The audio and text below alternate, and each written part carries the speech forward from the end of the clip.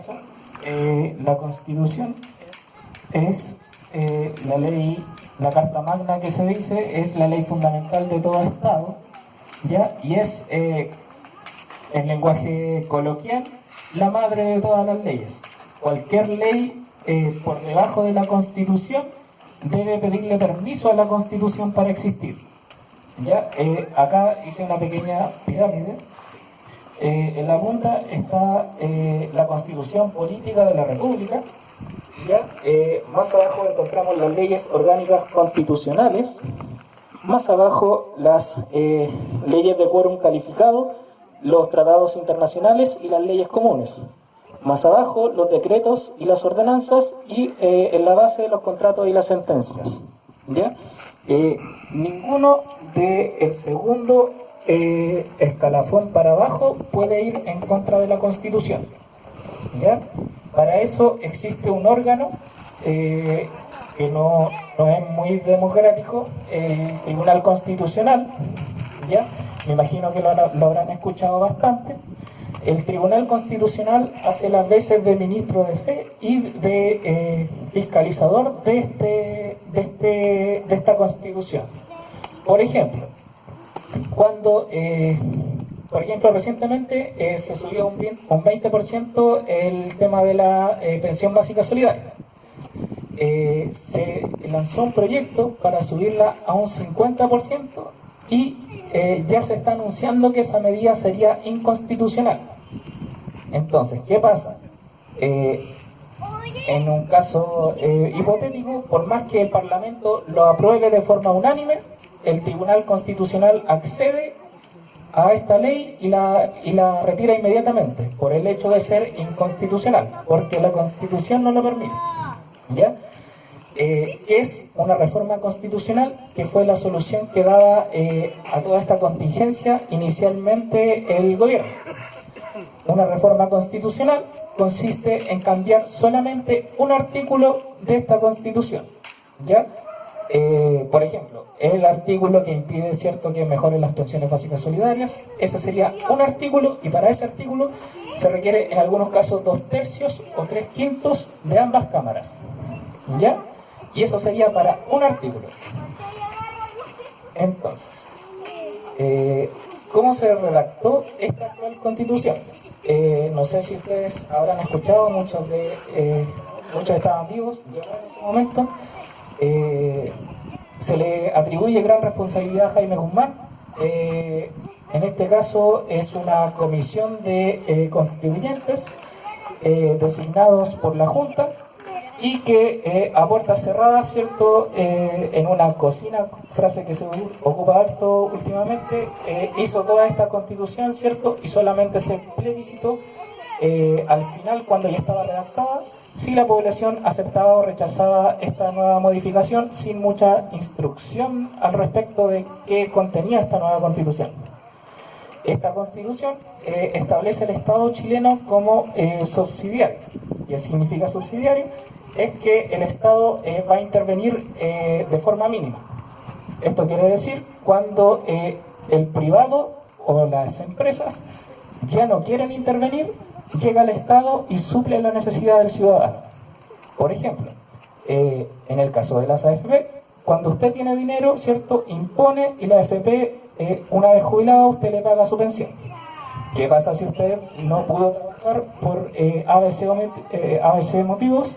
Llega el Estado y a usted le da una pensión solidaria, ¿cierto? Lo mismo en el caso de salud, lo mismo en el caso de educación. Está el privado, y en el caso de que usted no tenga el poder adquisitivo, viene el Estado y le suple esa necesidad, y en algunos casos lo subvenciona. Esta lógica del Estado subsidiario tiene una lógica bastante clientelista, ¿ya? No tiene una lógica de derechos sociales, no se percibe como un derecho, por ejemplo, la educación o la salud, ya que no se contempla el derecho social del acceso universal a ella, sino que es más bien una necesidad a suplir. Sobre los derechos fundamentales que contribuye esta Constitución de 1980, generalmente uno pregunta y la gente responde el derecho fundamental por esencia debiera ser el derecho a la vida, ¿cierto? En esta Constitución sí se establece el derecho a la vida, pero el derecho que tiene más artículos dedicados a eso es el derecho a la propiedad privada. El derecho a la propiedad privada es el derecho, en este caso, al que se le dedica más artículos y el que más se defiende, y el que tiene más trabas por lo mismo de hacer un cambio estructural sin cambiar la Constitución. ¿Por qué una nueva Constitución y por qué no una reforma constitucional?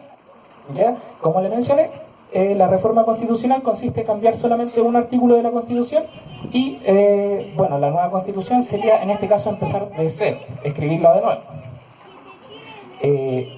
En este caso, la reforma constitucional cambia solamente un artículo y es muy difícil llegar al quórum para que se acepte ese cambio. En el transcurso de ese cambio, existen negociaciones, el texto original de la reforma rara vez se aprueba como era originalmente, sino que en el camino de la negociación se le van realizando cambios. Entonces se va como negociando y cada vez entregando menos a lo que es el cambio o a lo que la sociedad civil propone. Y la nueva Constitución significa, en este caso, empezar de cero. Como habrán escuchado, se empieza con una hoja en blanco. Inicialmente la propuesta del gobierno era, en caso de no llegar a acuerdo, se seguía con la Constitución del 80, en los artículos que no se llegara a acuerdo, pero eso finalmente se negó, entonces va a ser una hoja en blanco. Ya, entonces se tiene que llegar a acuerdo. El quórum que se dejó es de 2/3, que igual sigue siendo el quórum más alto para realizar una reforma a una ley que está en todo el ordenamiento jurídico actual. Ya no hay quórum más alto que 2/3 para exigir algún cambio. Ya, por lo mismo es necesaria la participación, es necesario informarse, porque para cualquier cambio que queramos realizar se van a necesitar, o los delegados van a necesitar llegar al número de 2/3. ¿Ya? Por ejemplo, en el caso de ser 100 delegados, serían 66 votos necesarios para establecer un nuevo artículo en la Constitución. ¿Ya? Y la ventaja que tiene esta nueva Constitución es que la estaríamos haciendo todas desde el principio de nuevo, de forma democrática, ¿cierto? Con delegados elegidos, y no sería, ¿cierto?, a puertas cerradas, y en este caso podría o existe la posibilidad de establecer estas demandas sociales dentro de la misma, o generar el espacio para que estas demandas sociales no sean inconstitucionales, como le había mencionado anteriormente.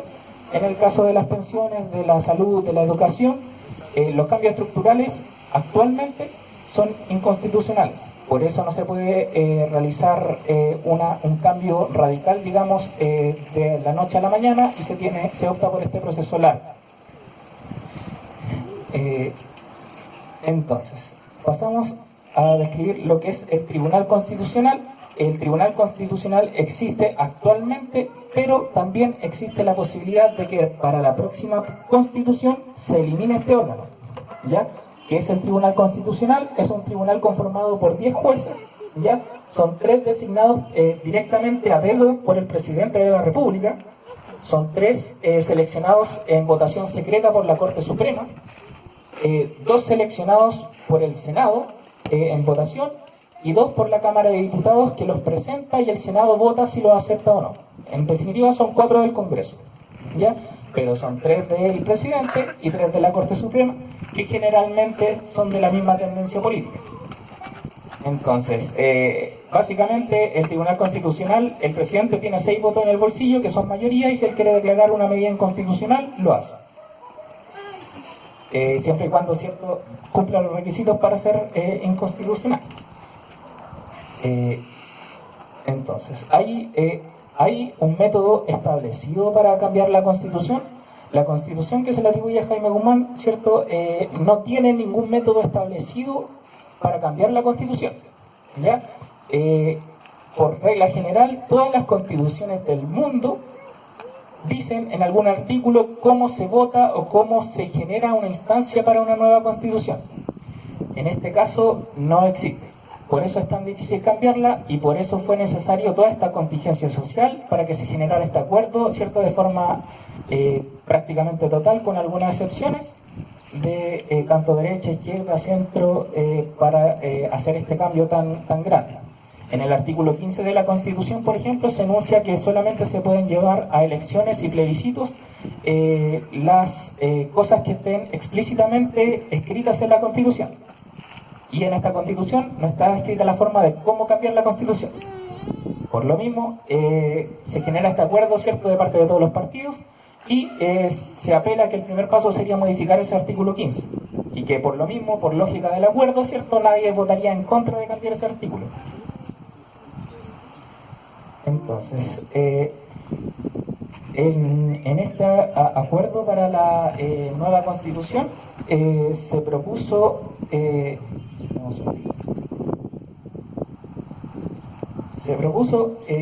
el tema de escribir esta nueva Constitución con una hoja en blanco. ¿Qué significa la hoja en blanco? Significa que para redactar esta nueva Constitución, ¿cierto?, se necesita el quórum de 2/3. ¿Qué pasa si no se llega al quórum de 2/3, ¿cierto? La hoja en blanco hace que este artículo que estaba acá pasa acá o acá. Entonces, en vez de estar acá el artículo al que no se llegó a acuerdo, pasaría a una ley orgánica constitucional o a una ley común. ¿Cuál es la ventaja de esto? Es que para más adelante cambiarla, los quórum de estos dos son más bajos que cambiar uno de estos. La desventaja es que en el caso de que no se llegue a acuerdo, sería bastante difícil en el fondo generar que cuando queden estas instancias lo vuelvan a cambiar. ¿Se entiende? Entonces, si no llegamos a acuerdo acá en los 2/3, la ley baja a la ley orgánica constitucional o a una ley común. ¿Ya? Y eso ya quedaría en posterior resolución para cualquier reforma que pueda hacer el Congreso, tanto la Cámara de Diputados o senadores. Pero eso ya sería por iniciativa de ellos. Ya los delegados, ¿cierto?, dependiendo del modo, para cambiar la Constitución, en ese caso una vez redactada la misma, ¿cierto?, se desentienden de la misma y vuelven a sus labores de ciudadano común. Quedan con 1 año de inhabilitación para ser electo en un cargo público. ¿Ya? Entonces, acá tengo escritos los plazos que estableció el acuerdo para hacer este cambio de la Constitución. En abril del 2020 sería el primer plebiscito en el cual se establecería estoy de acuerdo o no estoy de acuerdo con el cambio de esta nueva Constitución. ¿Ya? También incluye la pregunta, en caso de que esté de acuerdo, quiere una convención constitucional mixta, que es con 50% de parlamentarios y 50% de delegados, y la opción convención constitucional a secas, que es un 100% de los delegados, ¿cierto?, redactando la Constitución. ¿Cuál es la ventaja de cada una? En el caso del 50% de los comparlamentarios, en este caso la desventaja que tenemos es que de por sí el Congreso ya está deslegitimado. Por ende, de hecho, las elecciones con que fueron electos nuestros actuales senadores y diputados tienen récord casi histórico de baja participación. Entonces, desde el punto de vista representativo, no sería tan representativo, valga la redundancia. En el tema de los 100% convención constitucional con delegados, se intuye que sería más representativa y el llamado sería a votar. Ya, sobre todo para el sector, en este caso los jóvenes, que somos los que en este caso tenemos más abstención a votar. Permiso.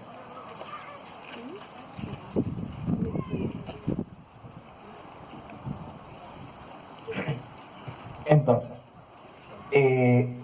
luego de esa votación, el mecanismo también influye mucho, ¿cierto? Porque en la misma redacción de la Constitución, quienes son parlamentarios, ¿cierto?, ya tienen una visión de la misma pero a su vez ya saben cómo poner las distintas trabas para que no me cambien lo que yo quiero poner. Entonces, los delegados constitucionales, en este caso, de partida se tiene que creer que la gente que se va a postular tiene que ser gente preparada, que conoce del tema y que tiene al menos carrera, ya sea como dirigente social, como jurídico, etcétera, etcétera. Luego del plebiscito de abril pasamos a octubre del 2020, que es la elección de los delegados. Ya gane la opción 50-50 o la opción 100%. ¿Ya? Luego de octubre del 2020 hay 9 meses para redactar la Constitución, inicialmente. ¿Ya? Durante esos 9 meses se va a estar generando esta convención o asamblea. Es un nombre distinto, pero en el fondo significa lo mismo. Va a estar redactando esta Constitución. ¿Ya?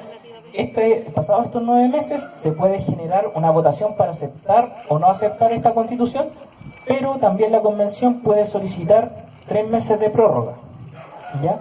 Que probablemente es muy probable que lo solicite, ya, porque por el tipo de quórum que se pide, llegar a 2/3 para un acuerdo es dificilísimo, ¿ya? Entonces, después de esos 3 meses de prórroga, vienen 60 días para la votación final. Ya esta votación tiene carácter obligatorio para todos quienes estén habilitados para votar a la fecha. ¿Ya? Y son 60 días más que nada que se entienden como para difusión de este nuevo texto, ¿cierto? Y para que la gente que vaya a votar entienda por qué está votando. Por lo mismo, esos 60 días entre, ¿cierto?, que se difunde el texto y que se vota, es muy importante participar activamente, informarse, generar esta misma instancia, ¿cierto?, de participación y vote por lo que vote, ¿cierto?, llegar y votar informado. Entonces, ¿qué otro problema tiene el tema del quórum? Generalmente se dice que el quórum de 2/3 genera que el tercio más uno restante, tiene la capacidad de vetar cualquier iniciativa. Por ejemplo, si yo quisiera decir que sobre el tema de las pensiones, ¿cierto?, se va a generar un sistema de reparto. El tercio, o sea, si son 100, son 66 para aprobarlo, pero si yo junto 34, puedo decir que no. ¿Se entiende? Entonces, con esos 34 tengo el poder de vetar cualquier iniciativa. ¿Y qué pasaba si yo vetaba cualquier iniciativa?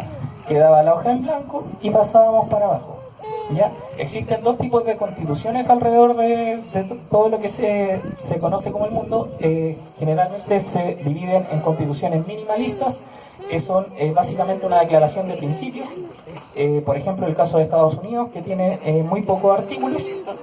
Y existen constituciones maximalistas, que era la que teníamos, que es bien detallada, ¿cierto? Es pesada y deja todo muy bien calzado para que no se cambie en el fondo. Por eso el tema de los 2/3 igual es bastante importante, porque para llegar a un acuerdo en cualquier reforma constitucional, ley de quórum calificado, ley orgánica constitucional, 2/3 es siempre el quórum más alto que se puede pedir, ¿ya?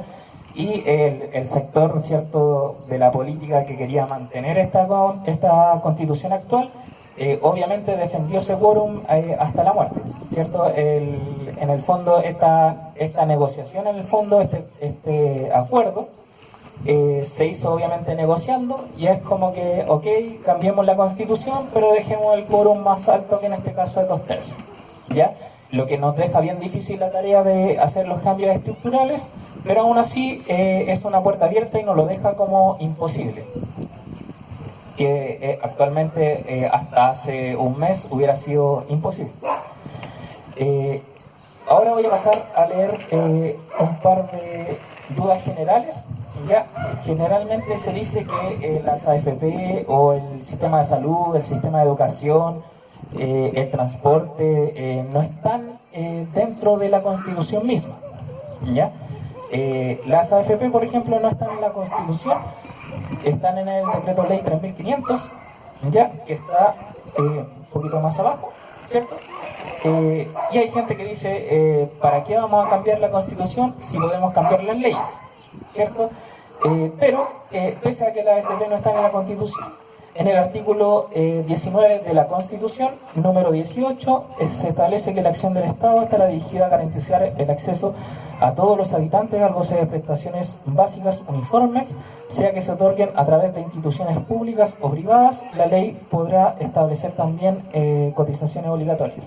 Este artículo no permite eliminar las AFP solo con decir que a través de instituciones públicas o privadas, ¿ya?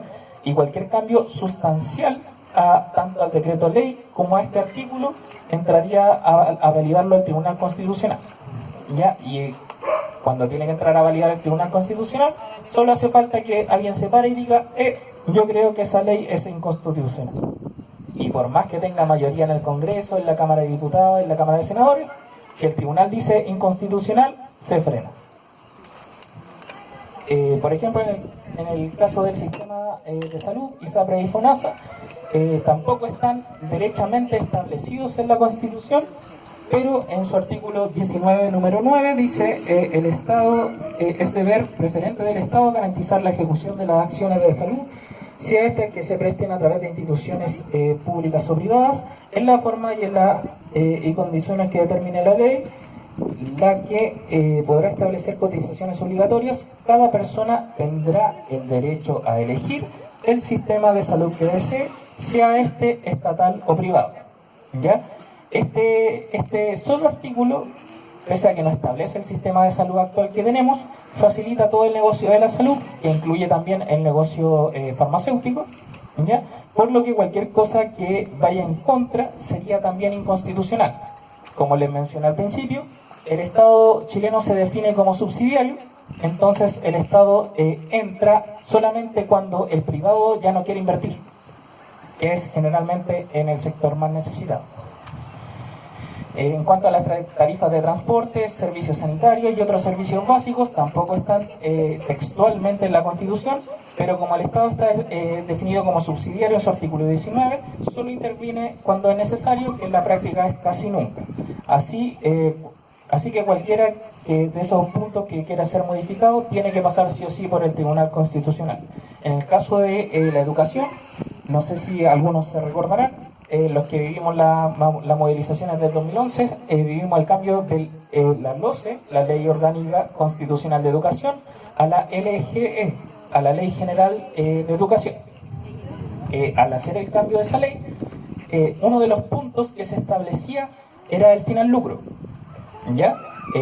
No confundir con estatizar la educación, que son cosas bastante distintas. Se decía fin al lucro, que en el fondo es dejar de lucrar exageradamente con el tema de la educación, los créditos, etcétera, etcétera. Y ese punto no se pudo legalizar por lo mismo, porque se declaró inconstitucional. Se aprobó el resto del texto, ¿cierto? Pero ese punto no. La presente Constitución entrega una fuerte defensa a la propiedad privada, por lo que los cambios estructurales que necesitamos y que hemos demandado han sido imposibles. Efectivamente, también no están los delitos en la Constitución, por ejemplo, los delitos de colusión, de soborno, de cohecho, entre otros, tampoco están en la Constitución, pero eso mismo también es lo grave, ¿ya? Porque esta también sería la ocasión para dejarlos establecidos como delitos graves, sobre todo en el caso de funcionarios públicos, y más si son electos, y dejar la mayor penalización posible, ya terminar, ¿cierto?, con las ridículas clases de ética, ¿cierto?, para gente que ha robado millones en este caso.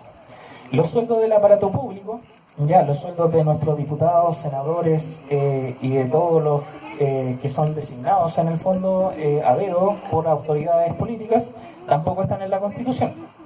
Pero, por ejemplo, una propuesta que ha sonado bastante y que no deja de tener lógica, es que los sueldos de ellos sean, su unidad de medida no sea pesos, ni UTM, ni UF, sino que sean cantidad de sueldos mínimos. Así, por ejemplo, si ellos quieren llegar a subirse el sueldo, el único mecanismo sería subir el sueldo mínimo. No sé si se entiende el punto. Por lo mismo, esas son diferentes propuestas que están. ¿Ya? Y por lo mismo, cuando le digan, por ejemplo, que en la Constitución no está la AFP, no está FONASA, no está la ISAPRE, no está todo el tema de educación, para que ustedes sepan, ¿cierto?, que en el fondo la Constitución no cambia de la noche a la mañana las cosas, pero la Constitución sí ha sido la que ha frenado los cambios que nosotros hemos demandado. Como les decía al principio, la Constitución viene siendo como la madre del resto de las leyes, y si la mamá no da permiso, no se cambia la ley. Y el Tribunal Constitucional es como el acusador de que eso no se puede. ¿Ya? Entonces, la Constitución de por sí misma, el día en que salga, no va a ser que mueran las AFP, no va a ser que mueran las ISAPRES, pero va a dejar de ser ese freno que actualmente tenemos para realizar cambios estructurales. ¿Ya? Y otro tema, ¿cierto?, no menor, que también va a generar la campaña del miedo, es el tema de la agenda valórica. ¿Ya?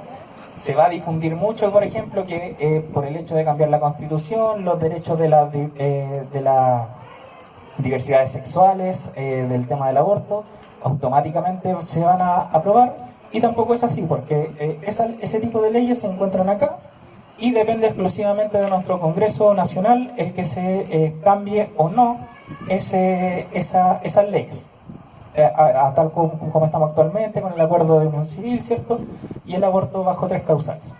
Entonces, advertirlo, ¿cierto?, que más adelante va a existir esa campaña, sobre todo con la agenda valórica, que es el tema más sensible que tenemos y que más nos divide los chilenos.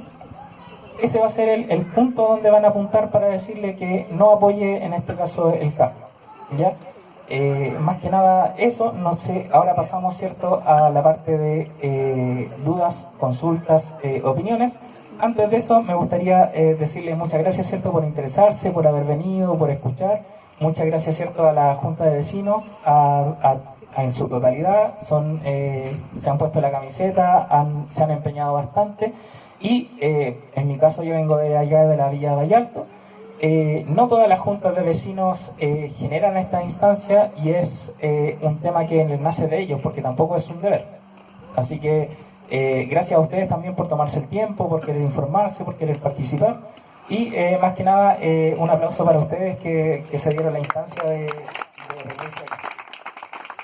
No sé si alguien quiere dar una opinión, participar.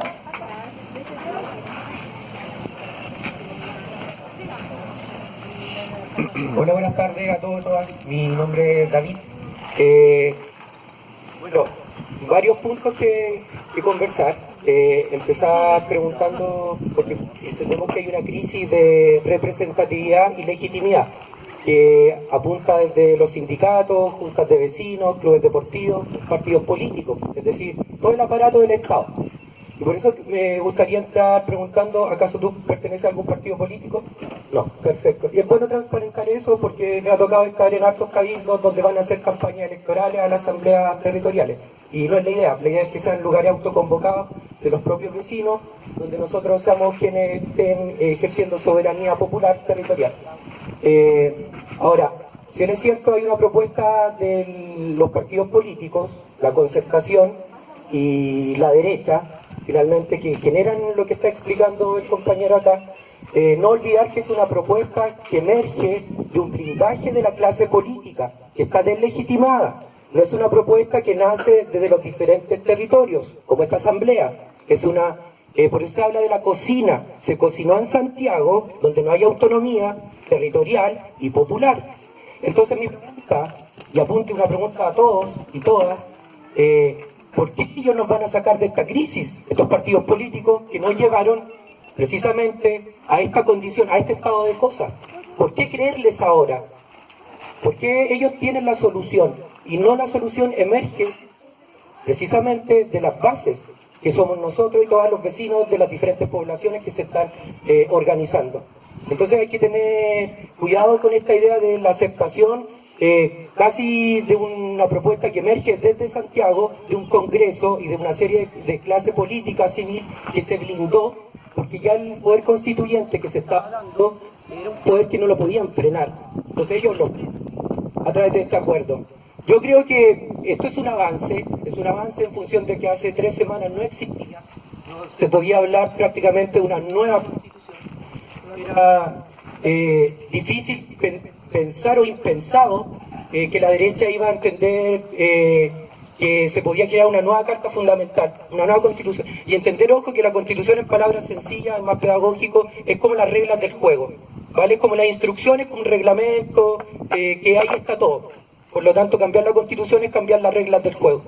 Entonces era impensado que la derecha, que esto es una constitución heredada desde el pinochetismo, se cambiara. Y que lleguemos a este orden es precisamente por las formas de protesta popular y social que se han dado. Primero, las organizaciones que han estado organizadas y también la presión que se ha hecho en las calles.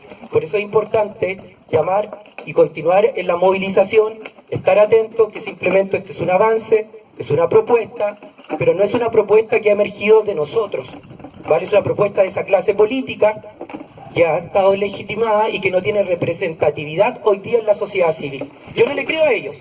Por eso te preguntaba a ti de qué partido político viene, si es que viniese, porque me ha tocado que llegan chicos del PC, de las Juventudes Comunistas, del Frente Amplio, desde la academia a hacer clase a los vecinos, bajando verticalmente. Por eso la idea es generar soberanía popular, y eso significa que nosotros deliberemos, no ellos, porque ya lo hicieron por 30 años, ahora nos toca a nosotros, y entender que eso es soberanía popular. No que venga un candidato político y nosotros le compremos el voto. Sí, me gusta más este programa porque me identifica más. No, creemos nosotros el programa político y ahí recién elegimos los representantes para que ejecuten el mandato nacido desde los territorios. Y esa es una forma que hay que entender. Para dejar de ser una democracia representativa, basada en el Congreso, y ser una democracia participativa, deliberante, en los diferentes territorios. ¿Vale? Entonces, ese era un poco hacer